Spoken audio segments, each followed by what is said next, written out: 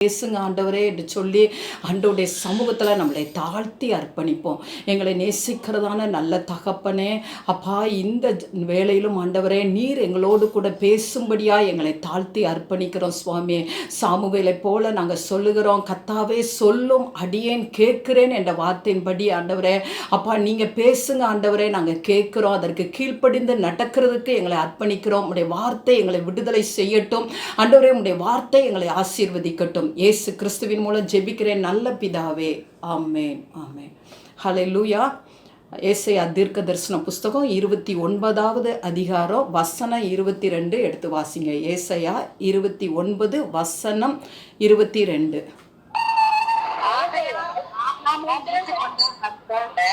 யாக்கோபின் வம்சத்தை குறித்து, நீ யாக்கோபு வெட்கப்படுவது இல்லை, நீ அவன் முகம் செத்து போவது இல்லை. ஆமென். ஆண்டவர் சொல்றாரு, ஆபிரகாமை மீட்டு கொண்ட கர்த்தர் சொல்றாரு. யாரை பார்த்து சொல்றாருன்னா, யாக்கோபின் வம்சத்தை பார்த்து சொல்றாரு. என்ன சொல்றாருன்னா, நீ வெட்கப்பட்டு போவதில்லை, உன் முகம் செத்து போவதில்லை. ஹல்லேலூயா. அடுத்து ஒரு வசனத்தை வாசிங்க. யோவேல் தீர்க்க தரிசன புஸ்தகம் 2வது அதிகாரம் 27வது வசனத்தை யாராவது வாசிங்களேன். யோவேல் 2:27.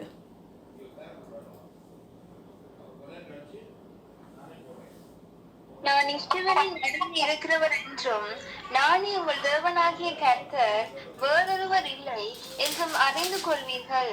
என் ஜனங்கள் ஒருபோதும் வெட்கப்பட்டு போவதில்லை. ஆமென். என் ஜனங்கள் ஒருபோதும் வெட்கப்பட்டு போவதில்லை.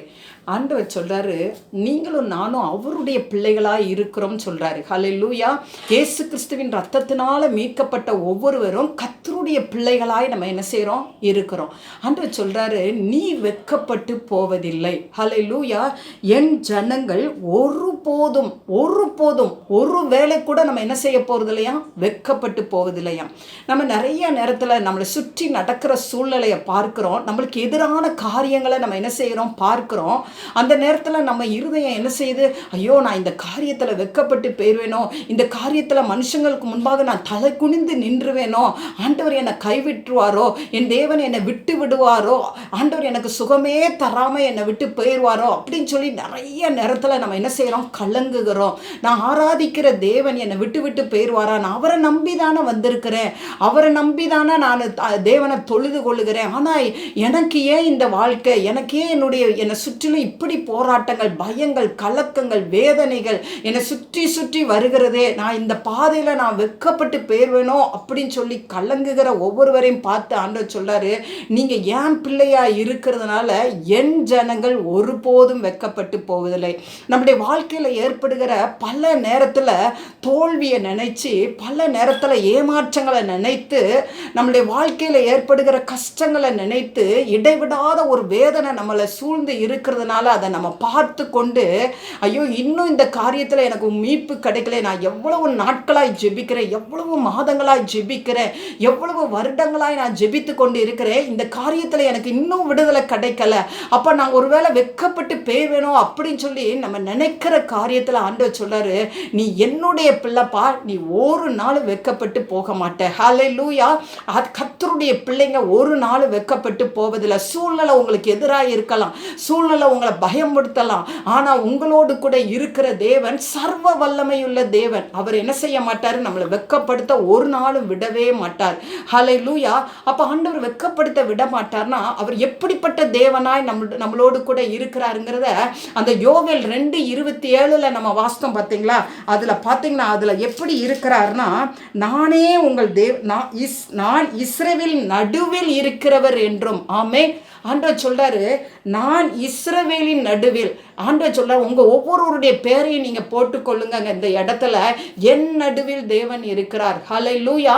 ஆண்டவர் நான் கடந்து போகிற சூழ்நிலையில நான் மட்டும் போகலை. இன்றைக்கு நம்ம நினைக்கிறோம், நான் மட்டும்தான் தனியா பிரயாணம் பண்ணி கொண்டு இருக்கிறேன், என் வாழ்க்கையில நான் மட்டும்தான் கஷ்டத்தை அனுபவித்து கொண்டு இருக்கிறேன் அப்படி நம்ம நினைத்து கொண்டு இருக்கிறோம். ஆனா ஆண்டவர் சொல்றாரு, நான் உன் நடுவில் இருக்கிறேன் அப்படின்னு சொல்றாரு. ஹல்லேலூயா. கர்த்தருடைய பிள்ளைகளுக்குடைய நடுவில் தேவன் என்ன செய்யறாரு, இருக்கிறாரு. இஸ்ரவேல் ஜனங்கள் அன்றைக்கு பாளையத்துல இருக்கிறாங்க, அந்த வனாந்தரத்துல இருக்கிறாங்க. அவங்கள விட்டு விலகவே இல்லை. என்னைக்கு அந்த எகிப்து தேசத்துலேருந்து விடுதலையாக்கி அவங்கள கொண்டுட்டு வந்தாரோ, அந்த கானானை அவங்க சுதந்திரிக்கிற வரைக்கும் அந்த மேக ஸ்தம்பமும் அக்கினி ஸ்தம்பமும் விலகாமல் அவர்கள் நடுவில் எப்பொழுதும் என்ன செஞ்சுக்கிட்டே இருந்தது, இருந்து கொண்டே இருந்தது. அந்த மகிமையின் பிரசனை இருந்து கொண்டே இருந்தது. அந்த தேவன் இன்றைக்கு உங்களையும் என்னையும் பார்த்து சொல்றாரு, நான் உங்கள் நடுவிலே இருக்கிறேன். ஹல்லேலூயா. ஆண்டவர் எப்படி நம்மளுடைய நடுவில் இருக்கிறாருன்னா, ஏசாயா தீர்க்கதரிசன புஸ்தகம் 43வது அதிகாரம் 2வது வசனத்தை எடுத்து யாராவது ஒருத்தர் வாசிங்க. 43வது அதிகாரம் 2வது வசனம். நீ தண்ணீர்களை கடக்கும்போது நான் உன்னோடு இருப்பேன், நீ ஆறுகளை கடக்கும் போது அவைகள் உன்மேல் புரளுவதில்லை, நீ அக்கினியில் நடக்கும்போது வேகாதிருப்பாய், அக்கினி ஜுவாலை உன் பேரில் பற்றாது. ஆமென். நம்ம தண்ணீரை கடக்கும் பொழுதும் கூட, நம்ம அக்கினியில் நடக்கும் பொழுதும் கூட ஆண்டவர் என்ன செய்கிறாரா, நம்மளோடு கூட இருக்கிறார். எவ்வளோ ஒரு பேரானந்தம் பாருங்க. ஆண்டவர் நம்ம நினைக்கிறோம் நம்ம தண்ணீரில் நடந்து கொண்டு இருக்கிறோமே, தண்ணீர்னா ஒரு கஷ்டம், ஒரு பாடுகள், ஒரு வேதனைகள். அக்கினினா தகிக்க முடியாது, தாங்கிக் கொள்ள முடியாத ஒரு வேதனை. அப்படிப்பட்ட நேரத்துலையும் ஆண்டவர் சொல்கிறார், நான் உன் கூட தான்ப்பா இருக்கிறேன், உன் பக்கத்தில் இருக்கிறேன். ஹல்லேலூயா. ஆண்டவர் நம்ம பக்கத்தில், நம்ம கூட. அவர் தான் சொல்லிட்டார்ல, நான் உன் நடுவில் இருக்கிறேன். ஹல்லேலூயா. இதற்கு நல்ல ஒரு உதாரணம் நம்ம எல்லாருக்கும் தெரியும். சாத்ராக் மேஷாக் ஆபேத்நேகோவை என்ன செய்கிறாங்க, தானியேல் 3வது அதிகாரம் 25வது வசனத்தை வாசித்து பார்த்தீங்கன்னா, ஆண்டவர் அவர்கள் நடுவில் என்ன செய்கிறாராம், இருக்கிறாராம். அவர்களோடு கூட உலாவி கொண்டு இருக்கிறார். 3 பேராக போடப்பட்டாங்க, அக்கினிக்குள்ள 3 பேராக போடப்பட்டாங்க. ஆனால் 4வது தேவன் என்ன செஞ்சார், உலாவி கொண்டு இருந்தார். கர்த்தருடைய பிள்ளைங்களுக்கு எந்த பாதையில் நடந்தாலும் நீங்கள் தனிமையாய் அல்ல. ஹல்லேலூயா. இன்றைக்கு நிறைய நேரத்தில் கலங்குற காரியம் என்ன, நான் தனிமையாக இருக்கிறேன், நான் தனிமையில் நான் வேதனைப்படுகிறேன், என்னை தேற்றுறதுக்கு மனுஷங்க ஒரு வார்த்தை சொல்கிறாங்க, ஆனால் அந்த வார்த்தை என்னை தேற்றுகிறது இல்லை, என்னை அணைக்கிறது இல்லை, அந்த வார்த்தை என்னை விடுதலை ஆக்குகிறது இல்லை. நான் கஷ்டத்தை அனுபவித்து கொண்டிருக்கிறேன், நான் இரவில் தூக்கம் எனக்கு வர மாட்டேங்கி, என்னை சுற்றி இருக்கிற பாடுகளை நினைச்சு, என்னுடைய சுற்றி இருக்கிற வேதனையை நினைச்சு நான் கலங்கி கொண்டு இருக்கிறேன், நிறைய நேரத்தில் நான் அழுது கொண்டு இருக்கிறேன் என்று சொல்லுகிற உங்களை பார்த்து ஆண்டவர் சொல்றாரு, நான் உன் கூட இருக்கிறேன். நீ நடந்து கொண்டு இருக்கிற பாதை தண்ணீரை போல பிரவாகித்து உன்னை மூடிவிடுமோன்னு பயந்து கொண்டு இருக்கிறல்ல, அந்த பாதையில் நான் உன்னோடு கூட இருக்கிறேன். ஹல்லேலூயா. வேதனை தாங்க முடியாத வேதனைக்குள்ளே நீ போய்கிட்டு இருக்கிறல்ல, அக்கினி, ஐயோ தாங்க முடியல, அக்கினியின் வேதனையை நம்மளால யாரால தாங்க முடியுமா, தாங்கவே முடியாது. ஆனால் அதுக்கு நடுவில் நம்மளை சேதப்படுத்தாத தேவன். ஹல்லேலூயா. நம்மளை சேதப்படுத்த விடவே மாட்டார். ஒரு நாளும் கர்த்தருடைய பிள்ளைகளை தேவன் சேதப்படுத்த விடவே மாட்டார். அவர் நம் நடுவிலே இருக்கிறார். ஹல்லேலூயா. அடுத்து பார்த்தீங்கன்னா நம்மளுடைய பலவீனமான நேரம், ஹல்லேலூயா, நம்மளுடைய உடல் பலவீனமாக இருக்கிறது, நம்மளுக்கு சுகவீனமாக இருக்குது, ஆண்டவர் என்னை விட்டுட்டாரு, நான் எத்தனை ஆண்டுகள், நான் எத்தனை நாட்கள் நான் ஜெபித்து கொண்டு இருக்கிறேன், எத்தனை மாதங்கள், எத்தனை ஆண்டுகள் நான் ஜெபித்து கொண்டு இருக்கிறேன், எனக்கு இந்த பலவீனம் என்னை விட்டு விலகலையே அப்படின்னு சொல்லி நம்ம கவலையோடு இருக்கிற வேலையில் ஆண்டவர் சொல்றாரு. 2 கொரிந்தியர் யாராவது எடுத்து வாசிங்களேன். 2 கொரிந்தியர் 12வது அதிகாரம் 9வது வசனத்தை யாராவது எடுத்து வாசிங்க. 2 கொரிந்தியர் 12:9.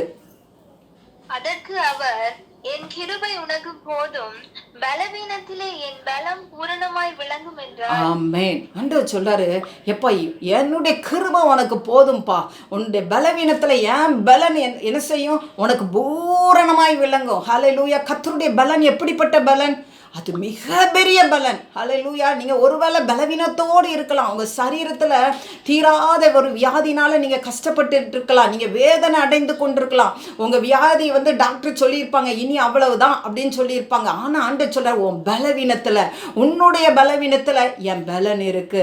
ஹல்லேலூயா. உன்னுடைய பலவீனத்தின் நடுவில் என் பலன் இருக்குப்பா, என்னுடைய பலன் இருக்கு அப்படின்னு சொல்லி ஆண்டவர் இன்றைக்கு ஒவ்வொருவரையும் இன்றைக்கு ஆண்டவர் என்ன செய்கிறாரு, தேற்றுகிறார். ஹல்லேலூயா.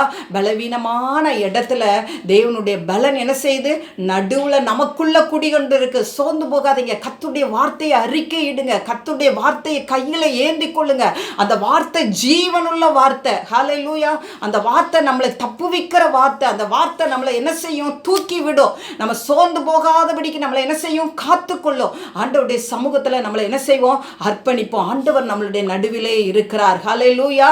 நம்ம நடுவில் இருக்கிறார். சொல்லுங்க, ஏன் நடுவில் இருக்கிறார், நான் கடந்து போகிற பாதையில் அவர் நடுவில் இருக்கிறார். நான் தனிமையாய் அல்ல, நான் வேதனையோடு அல்ல, நான் கஷ்டத்தில் அல்ல, நான் வியாதியில் அல்ல. என் நடுவில் தேவன் இருக்கிறார். நம்ம சொல்லும் பொழுது கர்த்தர் நம்மளுக்கு என்ன செய்கிறாரு, அந்த இடத்துல என் பிள்ளை வெட்கப்பட்டு போகாது, என் பிள்ளை ஒரு நாள் வெட்கப்பட்டு போகாதுன்னு சொல்லி ஆண்டவர் உங்களையும் என்னையும் என்ன செய்கிறாரு, ஸ்திரப்படுத்துகிறார். தம்முடைய வார்த்தையை கொண்டு ஆண்டவர் என்ன செய்கிறாரு, ஸ்திரப்படுத்துகிறார். அடுத்து அவர் எப்படிப்பட்டவராக இருக்கிறார்னு அதே வசனத்தில் நம்ம பார்த்தோம்னா அந்த யோவேல் 2:27 பார்த்தீங்கன்னா, நானே உங்கள் தேவனாகிய கர்த்தர். ஹல்லேலூயா. ஆண்டவர் சொல்றாரு, நான் தான்ப்பா உன் தேவனாகிய கர்த்தர். ஹல்லேலூயா. எவ்வளவு பெரிதான வார்த்தை. இந்த வார்த்தையை நீங்க நல்லா ரசித்து ருசித்து நீங்க வாசிக்கணும். இந்த வார்த்தையை ஆண்டவர் என்ன சொல்றாருன்னா, நானே உங்கள் தேவனாகிய கர்த்தர். அவர் சொல்றாரு, நான் தான்ப்பா உன் தேவனாகிய கர்த்தர். அதனால நீ கவலைப்படாத, நான் உன்னை விட்டு விலக மாட்டேன், நான் உன்னை என்ன செய்ய மாட்டேன், கைவிடவே மாட்டேன் அப்படின்னு என்ன சொல்றாரு, ஆண்டவர் சொல்றாரு, என்கிட்ட வல்லமை உண்டுப்பா, என்னிடத்துல வல்லமை உண்டு. நீ கடந்து போகிற பாதையில ஜெயத்தை கொடுக்கத்தக்க ஒரு வல்லமை உண்டு. நீ சந்திக்கிற தோல்வியில வெற்றியை கொடுக்கத்தக்க ஒரு வல்லமை உண்டு. நான் கர்த்தர், நானே கர்த்தர், நான் உன் கூட இருக்கிறேன், நீ வெட்கப்பட்டு போவதில்லை. ஹல்லேலூயா. கர்த்தர் சொல்றாரு, நான் உன் கூட இருக்கிறேன்ப்பா, நீ வெட்கப்பட்டு ஒரு நாளும் போக மாட்டேன். அடுத்து ஆண்டவர் சொல்றாரு, நான் தான்ப்பா உன்னை காயப்படுத்தினேன், நானே உன் காயத்தை என்ன செய்வேன், ஆற்றுவேன் அப்படின்னு சொல்றாரு. அழகா எடுத்து வாசிங்களேன். ஓசியா தீர்க்க தரிசன புஸ்தகம் 6வது அதிகாரம் 1வது வசனத்தை எடுத்து யாராவது ஒருத்தர் வாசிங்க. ஓசியா தீர்க்க தரிசன புஸ்தகம் 6:1. கர்த்தரிடத்தில் திரும்பவும் வாருங்கள், நம்மை திட்டினார், அவரே நம்மை குணமாக்குவார், நம்மை அடித்தார், அவரே நம்முடைய காயங்களை கட்டுவார். ஹல்லேலூயா. அவரே எல்லாவற்றையும் செய்கிற தேவன், நம்முடைய காயங்களை கட்டுகிறவர், நம்முடைய குணமாக்குகிறவர், எல்லாமே அவர் தான். அவர் ஒருத்தர் போதும் நம்ம கூட இருக்கும் பொழுது. அவர் சொல்லிட்டார், நான் உன் நடுவில் இருக்கிறேன், நான் இருக்கிறவர் எப்படிப்பட்டவர், நானே உன் தேவனாகிய கர்த்தர், நான் உன்னை விட்டு விலகவே மாட்டேன், நான் உன்னை கைவிடவே மாட்டேன். நான் ஒரு வார்த்தை சொன்னா போதும் சமுத்திரம் 2ஆய் பிளக்கும். நான் ஒரு வார்த்தை சொன்னா போதும் யோர்தான் பிரவாகித்து வருகிற உன்னுடைய வாழ்க்கையில பிரவாகித்து வருகிற கஷ்டங்கள் என்ன செய்யும், குவியலா அது அகன்று போகும், உன்னை விட்டு அகன்று போகும். ஹல்லேலூயா. நான் ஒரு வார்த்தை சொன்னா போதும் வானத்தின் மன்னாவினால உன்னை என்ன செய்வேன், நான் திருப்தியாய் போஷிப்பேன். ஒரு வார்த்தை சொன்னா போதும் உனக்கு எதிராக இருக்கிற எரிகோ போன்ற மதில்கள் என்ன செய்யும், விழுந்து போகும். அப்ப நம்மளுடைய தேவன் எப்படிப்பட்ட தேவனா இருக்கிறாரு, சர்வ வல்லமையுள்ள தேவன். ஹல்லேலூயா. அவரால் செய்யக்கூடாத அதிசயமான காரியம் ஒன்றுமே இல்லை. நம்ம சோர்ந்து போக தேவையே இல்லை. பார்த்தீங்கன்னா நம்ம எல்லாருக்கும் தெரிஞ்ச பகுதி தான் 2 நாளாகமத்தின் புஸ்தகம் 20வது அதிகாரம். அந்த அதிகாரத்தில் பாருங்க, யோசபாத் ராஜா துவண்டு போயிறாரு. ஒரு ராஜா படையெடுத்து வந்தா கூட ஈஸியா ஜெயிச்சலாம். அவருக்கு விரோதமா 3 ராஜ்யம் படையெடுத்து வருது. ஹல்லேலூயா. 3 பேர் வர்றாங்க. அப்போ அவர் எப்படி இருக்கும், அவருடைய இருதயம் எப்படி இருக்கும், பயந்துட்டாரு, கலங்கிட்டாரு. ஆனால் அந்த நேரத்தில் ஒரு தீர்க்கதரிசி சொல்றாரு, பயப்படாத, கலங்காத அப்படின்னு சொல்லி எடுத்து வாசிங்களே. 2 நாளாகமத்தின் புஸ்தகம் 20வது அதிகாரம் 17வது வசனத்தை யாராவது எடுத்து வாசிங்க. இந்த யுத்தத்தை பண்ணுகிறவர் நீங்கள் அல்ல, யூதா மனுஷரே, எருசலேம் ஜனங்களே, நீங்கள் தரித்து நின்று கர்த்தர் உங்களுக்கு செய்யும் ரட்சிப்பை பாருங்கள், பயப்படாமலும் கலங்காமலும் இருங்கள். நாளைக்கு அவர்களுக்கு எதிராக புறப்படுங்கள், கர்த்தர் உங்களோட இருக்கிறார் என்றார். ஆமென். அன்று சொல்றாரு, நீங்க தரித்து நில்லுங்கப்பா, நீங்க பயப்படாம கலங்காம இருங்கப்பா. இந்த யுத்தத்தை நீங்க செய்ய போறது இல்லை. ஹல்லேலூயா. உங்களுக்கு இருக்கிற பிரச்சனையில உங்களால விடுவிக்க முடியாது. உங்களுக்கு இருக்கிற கஷ்டங்கள், உங்களுக்கு இருக்கிற வேதனைகள்ல நீங்க என்ன செய்ய முடியாது, விடுதலையை பெற்றுக்கொள்ள முடியாது. நீங்க அமைதியா இருங்க, நீங்க தரித்து நில்லுங்க. நான் உங்களுக்கு செய்யற ரட்சிப்பை நீங்க என்ன செய்யுங்க, பாருங்க, உங்களுடைய கண்கள் காணும். ஹல்லேலூயா. ஆண்டவர் சொல்றாரு, இந்த யுத்தம் என்னதல்ல, உங்களுடையது அல்ல. ஹல்லேலூயா. இந்த யுத்தம் உங்களுடையதல்ல, இது கர்த்தருடையது. ஆமே. நம்ம சந்திக்கிற காரியங்களில் ஜெயத்தை கொடுக்கறதுக்கு தேவன் ஒருவர் மாத்திரம்தான். அவரால் எல்லாவற்றையும் செய்யறதுக்கு என்ன செய்ய முடியும். கர்த்தரால் செய்யக்கூடாத அதிசயமான காரியம் ஏதாவது இருக்கா? ஒன்றுமே இல்லை. ஹல்லேலூயா. நம் தேவனால கூடாத காரியம் ஒன்றுமே இல்லை. அவர் நமக்காக எல்லாவற்றையும் செய்வார். உங்களை சுற்றி இருக்கிற காரியங்களில் ஜெயத்தை கொடுக்கிறது தேவன் மாத்திரமே. நானே கர்த்தர், நான் உங்களோடு கூட இருக்கிறேன், நான் உங்களை விட்டு விலக மாட்டேன், உங்களை விட்டு கைவிடவே மாட்டேன். நீங்கள் என்ன பற்றி கொள்ளுங்க, என்னிடத்துல வாருங்க. வருத்தப்பட்டு பாரம் சுமந்து கொண்டு இருக்கிறீங்கல்ல, உங்கள் கஷ்டத்தை தாங்க முடியாத ஒரு வேதனைக்குள்ளே நீங்கள் கடந்து போய் கொண்டு இருக்கிறீங்களே, நீங்கள் என் பக்கத்தில் வாங்க, நான் உங்களுக்கு இளைப்பாறுதல் தருவேன். ஹல்லேலூயா. உங்களை ஒரு நாள் நான் வெட்கப்படுத்த விடவே மாட்டேன்னு சொல்லி ஆண்டவர் நம்முடைய கரங்களை பிடித்து இன்றைக்கு சொல்லுகிறார். ஹல்லேலூயா. ஆண்டவர் நம்ம கூட இருக்கும் பொழுது என்ன வாசிங்களே, சங்கீதங்களின் புஸ்தகம் 126வது சங்கீதம் 1வது வசனத்தையும் 3வது வசனத்தையும் வாசிங்க. சங்கீதம் 126 1 மற்றும் 3 யாராவது வாசிங்க. சீயோனின் சிறையிருப்பை கர்த்தர் திருப்பும் போது ஆமென். சொப்பனம் காண்கிறவர்கள் போல் இருந்தோம். கர்த்தர் நமக்கு பெரிய காரியங்களை செய்தார், இது நிமித்தம் நாம் மகிழ்ந்திருக்கிறோம். ஆமென். ஆண்டவர் நம்மளுடைய சிறையிருப்பை நம்ம திருப்பும் பொழுது, ஆண்டவர் திருப்பும் பொழுது நம்ம எப்படிப்பட்டவர்களாக இருப்போம்? சொப்பனம் காண்கிறவர்களைப் போல இருப்போம். ஐயோ, எனக்கு இந்த பாடு வந்ததா, எனக்கு இந்த கஷ்டம் வந்ததா, நான் இப்படிலாம் பயந்து போயிருந்தேனா, நான் இப்படிலாம் வேதனைப்பட்டனா, நான் இப்படிலாம் கலங்கி இருந்தேனா, ஐயோ எனக்கு இப்படிலாம் நடந்ததா. அப்போ நம்ம யோசிப்போம். சொப்பனம் காண்கிறவர்கள் என்ன காலையில் எந்திரிச்சோன்னோ எனக்கு இப்படிலாம் சொப்பனம் வந்ததா அப்படின்னு நம்ம என்ன செய்கிறோம், சில நேரம் யோசித்து பார்க்குறோம். அதே மாதிரி ஆண்டவர் நம்மளுடைய சிறையிருப்பை, நம்மளுடைய பாடுகளை, நம்மளுடைய கஷ்டங்களை ஆண்டவர் நம்மளை விட்டு விளக்கும் பொழுது நம்ம சொப்பனம் காண்கிறவர்களைப் போல இருப்போம். ஹல்லேலூயா. கர்த்தர் நம்மளோடு கூட இருக்கிறார். சரி, ஓகே. நம்மளுடைய வாழ்க்கையில் நம்ம ஆண்டவர் நம்மளை வெட்கப்படுத்தாமல் இருக்கணும்னா நம்ம என்ன செய்யணும், அதை மட்டும் நம்ம ஒரு 4 பகுதியை மட்டும் நம்ம வாசித்துட்டு இந்த இடத்துல இருந்து நம்ம கடந்து போவோம். முதலாவது எடுத்துக்கோங்க, அதே யோவேல் தீர்க்கதரிசன புஸ்தகம் 2வது அதிகாரம் 13வது வசனம். நம்மளுடைய வாழ்க்கையில நம்ம தோல்வியை சந்திக்காம தேவன் நம்மளுடைய வாழ்க்கையில வெற்றியை கொடுக்கணும்னா நம்ம என்ன செய்யணும் முதலாவது அப்படிங்கிறத நம்ம பார்ப்போம். யோவேல் 2:13 யாராவது வாசிங்களேன். உங்கள் இருதயங்களை கிழித்து உங்கள் தேவனாகிய கர்த்தரிடத்தில் திரும்புங்கள். அவர் இரக்கமும் மன உருக்கமும் நீடிய சாந்தமும் மிகுந்த கிருபையும் உள்ளவர். அவர் தீங்குக்கு மனஸ்தாபப்படுகிறவருமாயிருக்கிறார். ஆமென். ஹல்லேலூயா. ஆண்டவர் சொல்றாரு, நீங்க உங்க வஸ்திரத்தை அல்லப்பா, உங்க இருதயத்தை கிழிச்சு என்கிட்ட வாங்க. ஆண்டவரே, என் பாவத்தை மன்னிங்க. ஆண்டவரே, என் அக்கிரமத்தை மன்னிங்க. நான் அந்த பாடுகளின் வழியா நான் கடந்து போய் கொண்டு இருக்கிறேன், இந்த கஷ்டத்தின் வழியா நான் கடந்து போய் கொண்டு இருக்கிறேன், இந்த வியாதியின் வழியா நான் கடந்து போய் கொண்டு இருக்கிறேன். நான் வெட்கப்பட்டு போகக்கூடாது. என் பாவத்தை என்ன செய்யுங்க, மன்னிங்க. ஆண்டவர் இடத்துல நம்ம என்ன செய்யணுமா, திரும்பி வர வேண்டும் சொல்லி ஆண்டவர் விரும்புகிறார். இன்றைக்கு ஆண்டவருடைய சமூகத்தில் நம்மளுடைய பாவங்களை அறிக்கையிடுவோம், நம்மளுடைய அக்கிரமத்தை அறிக்கையிடுவோம். ஆண்டவரே, நான் பாவம் செய்துட்டேன், எனக்கு இந்த பாடுகளை நீங்கள் கொடுத்துருக்கிறீங்க, இந்த கஷ்டங்களை கொடுத்துருக்கிறீங்க, இந்த உபத்திரத்தின் பாதையில் நான் கடந்து போய் கொண்டு இருக்கிறேன். இதன் வழியாய் ஆண்டவரை என்னை உங்களுடைய சமூகத்தில் ஒப்பு கொடுக்கிறேன். என்னை சீர்படுத்துங்க. நான் சரியில்லாதவளாய் இருக்கிறேன், நான் சரியில்லாதவனாய் இருக்கிறேன், உம்மை விட்டு தூரமாய் போன ஒரு மகளை போல இருக்கிறேன். ஆண்டவரை, இன்றைக்கு என்ன உங்க பக்கமா திருப்புங்கன்னு சொல்லி ஆண்டவருடைய சமூகத்துல நம்ம திரும்பி வரும் பொழுது அவர் எப்படிப்பட்ட தேவனா இருக்கிறார்? அவர் இரக்கமுள்ள தேவன், அவர் மன உருக்கமுள்ள தேவன். நம்மளுக்காக அவர் என்ன செய்கிறவர்?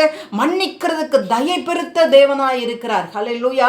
என்ன பாவங்கள் செய்தாலும் கர்த்தரிடத்துல மன்னிப்பு உண்டு. அதனால ஆண்டவருடைய சமூகத்துல நம்ம கஷ்டமான சூழ்நிலையில முறுமுறுக்காம, கஷ்டமான சூழ்நிலையில ஆண்டவரே நீர் யார் என்று நம்ம கேட்காம ஆண்டவர்கிட்ட போய் சொல்லுவோம், ஆண்டவரே என் பாவத்தை மன்னிங்க, ஆண்டவரே நான் உங்க பக்கமா நான் திரும்புகிறேன் ஆண்டவரேன்னு சொல்லி ஆண்டவருடைய சமூகத்துல நம்ம போய் நிற்போம். அடுத்து நம்ம என்ன செய்யணும்னா, சங்கீதங்களின் புஸ்தகம் 22வது அதிகாரம் 5வது வசனத்தை யாராவது எடுத்து வாசிங்களே.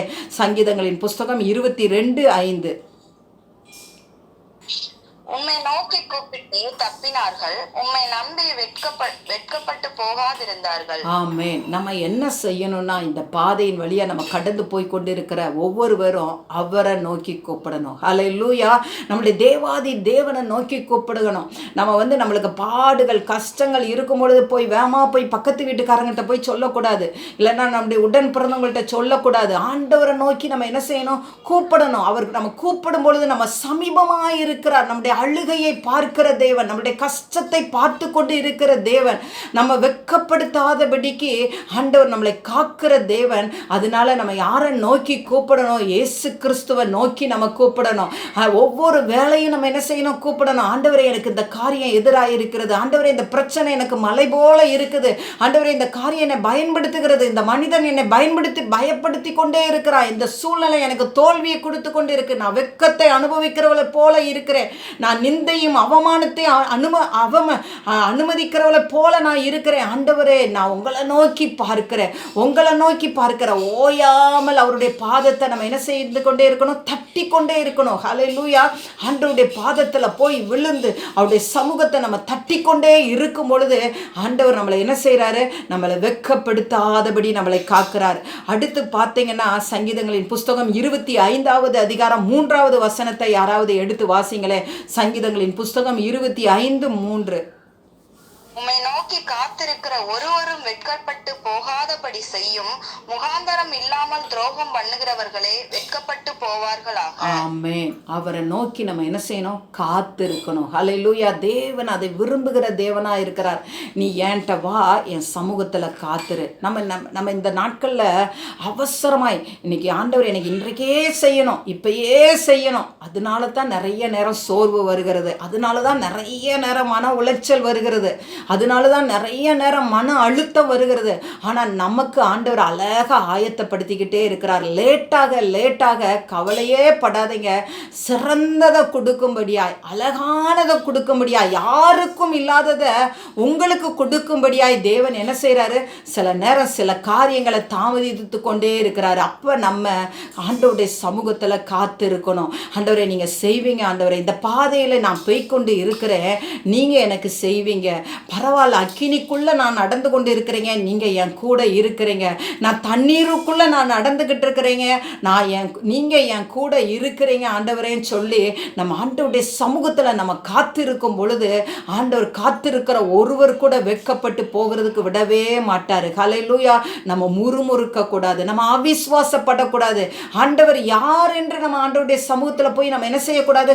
கேட்கக்கூடாது. எனக்கு ஒன்றும் செய்யவில்லையே என்று சொல்லி நம்ம கலங்கி நிற்கக்கூடாது. அதற்கு பதிலாக ஆண்டவரை, நீங்கள் செய்கிற வரைக்கும் எனக்கு காத்திருக்கிறதுக்கு எனக்கு பலன் தாங்க. அதை கேளுங்க ஆண்டவருடைய சமூகத்தில். ஆண்டவரை, நீங்கள் எப்போ என்னுடைய வாக்கு தத்தத்தை நிறைவேற்றுவீங்களோ அது வரைக்கும் எனக்கு காத்திருக்கிறதுக்கு எனக்கு பலனை தாங்க. கண்டிப்பாக பலனை கொடுப்பார். நம்முடைய தேவன் கண்டிப்பாக பலனை கொடுப்பார். இந்த காத்திருக்கிறதின் நாட்களுக்குள்ள ஆண்டவர் உங்களை பலப்படுத்துவார், ஸ்திரப்படுத்துவார், இன்னும் ஊன்ற கட்டுவார். அது மாத்திரமல்ல, நம்மளுக்கு கற்றுக் கொடுப்பாரு. நிறைய பாடங்களை இந்த நாட்களில் ஆண்டவர் கற்றுக் கொடுப்பாரு. நிறைய பாதைகளை நம்மளுக்கு என்ன செய்வார்? காண்பித்து கொடுப்பாரு. நிறைய மனிதர்களுடைய உண்மை தன்மையை ஆண்டவர் காண்பித்து கொடுப்பாரு. நீங்கள் காத்திருங்க, ஆண்டவருடைய சமூகத்தில் காத்திருங்க. அவர் எல்லாருக்கும் ஜெயத்தை கொடுக்கிற தேவன். அவர் காத்திருக்கிறவர்கள் ஒரு நாள் வெட்கப்பட்டு போகவே மாட்டாங்க. உங்கள் சூழ்நிலை உங்களை வெட்கப்பட வைக்க விடவே மாட்டார். அடுத்து ஆண்டவர் என்ன செய்கிறார்னா, சங்கீதங்களின் புஸ்தகம் 119வது சங்கீதம் 6வது வசனத்தை யாராவது எடுத்து வாசிங்களே. சங்கீதங்களின் புஸ்தகம் 119:6.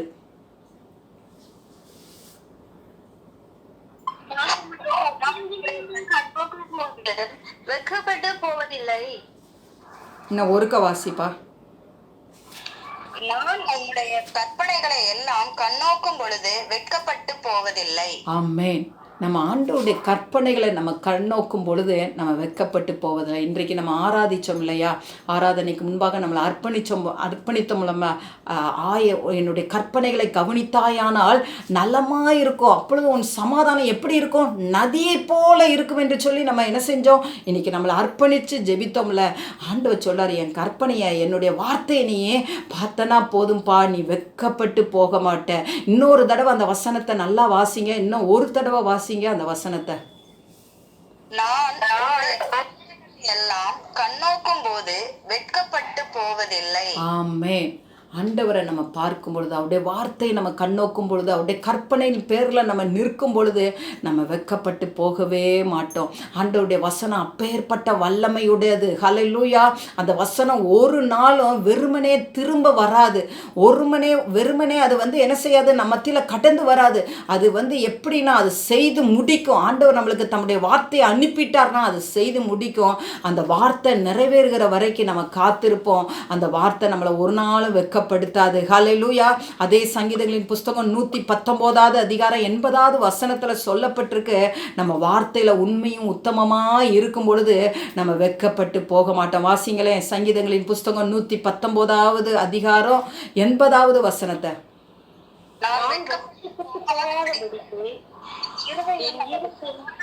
உத்தமமாய் இருக்க கடவுது. ஆமென். நம்ம ஆண்டவருடைய வழியில உத்தமமா இருக்கணும். அவருடைய வார்த்தையில நம்ம உத்தமமா இருக்கணும். அவருடைய வார்த்தையை கை கொள்ளுகிறதுல, அவருடைய வார்த்தையை வாசிக்கிறதுல, அவருடைய வார்த்தையை அறிக்கை இடுகிறதுல நம்ம உத்தமமா இருக்கணும். நம்முடைய வழிகளை உத்தமமாய் நடத்தி கொண்டு செல்லும் பொழுது ஆண்டவர் நம்முடைய வாழ்க்கையில ஜெயத்தை கொடுக்கிற தேவனாய் இருக்கிறார். நம்மளை ஒரு நாள் வெட்கப்பட்டு போக விடவே மாட்டார். அதற்கு பதிலாக ஆண்டவர் என்ன செய்கிறார்னா, நம்முடைய வாழ்க்கையில ஏசாயா தீர்க்கதரிசன புஸ்தகம் 61வது அதிகாரம் 7வது வசனத்தை ஆண்டவர் நம்மளுக்கு கொடுக்கிற வார்த்தை எடுத்து யாராவது வாசிங்களே. உங்கள் வெட்கத்துக்கு பதிலாக இரட்டத்தனையாய் பலன் வரும், லட்சைக்கு பதிலாக தங்கள் பாகத்தில் சந்தோஷப்படுவார்கள். ஆமென். அதன் நிமித்தம் ஆமென். உங்கள் வெட்கத்துக்கு பதிலாக ரெண்டத்தனையான பலன் வரும். ஆண்டவர் இன்றைக்கு கொடுக்கிற வார்த்தை உங்களுடைய வெட்கத்துக்கு பதிலாக, உங்களுடைய அவமானத்துக்கு பதிலாக, நீங்கள் படுகிற கஷ்டத்துக்கு பதிலாக, நீங்கள் படுகிற தோல்விக்கு பதிலாக, நீங்கள் படுகிற வேதனைக்கு பதிலாக, நீங்கள் படுகிற வியாதிக்கு பதிலாக ஆண்டவர் ரெண்டத்தனையான பலனால் உங்களை நிரப்புகிறார். ஹல்லேலூயா.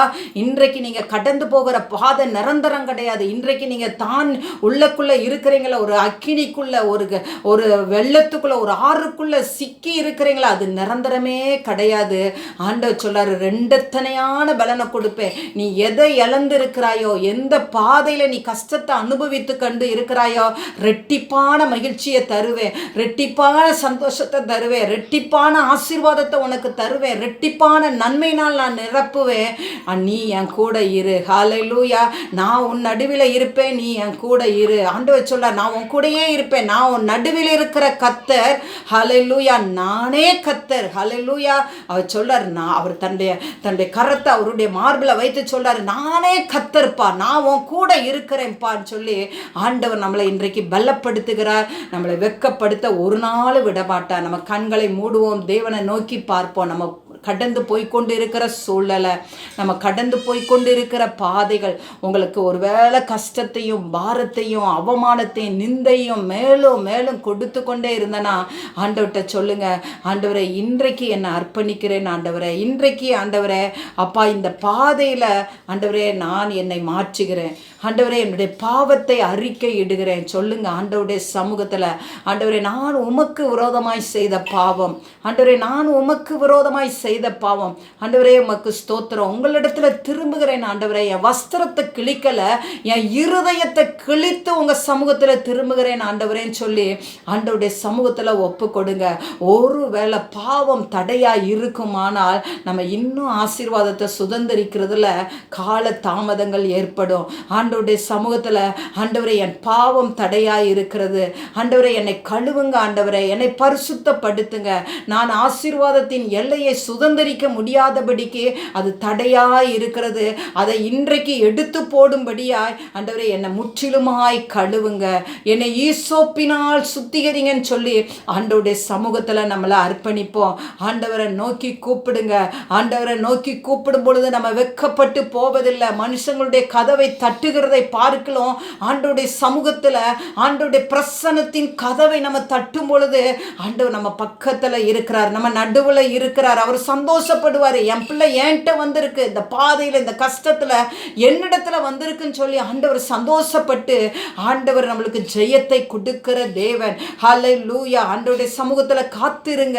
இந்த போய்கொண்டு இருக்கிற பாதையில் முறுமுறுக்காம ஏற்ற நேரம் வரும்பொழுது கர்த்தர் கண்டிப்பாக நம்மளை உயர்த்துவார். அது வரைக்கும் ஆண்டவருடைய சமூகத்தில் காத்திருக்கத்தக்கதான பலன் எனக்குள்ள வரட்டும் ஆண்டவரேன்னு சொல்லி ஆண்டவருடைய சமூகத்தில் நம்மளை அர்ப்பணிப்போம். ஆண்டவரை காத்திருக்கத்தக்கதான ஒரு பலன் எனக்குள்ள இறங்கட்டும் ஆண்டவரே. ஆண்டவருடைய சமூகத்தில் சொல்லுங்க, கர்த்தருடைய வார்த்தை நம்மளை ஒரு நாள் வெட்கப்படுத்த விடாது. அந்த வார்த்தையை நம்ம கவனிப்போம், அந்த வார்த்தையை நம்ம தியானிப்போம், அந்த வார்த்தையின் வெளிச்சத்தில் நடப்போம், அந்த வார்த்தையை பற்றி கொள்வோம், அந்த வார்த்தையில் விசுவாசத்தில் நம்ம நிலைத்து நிற்போம்.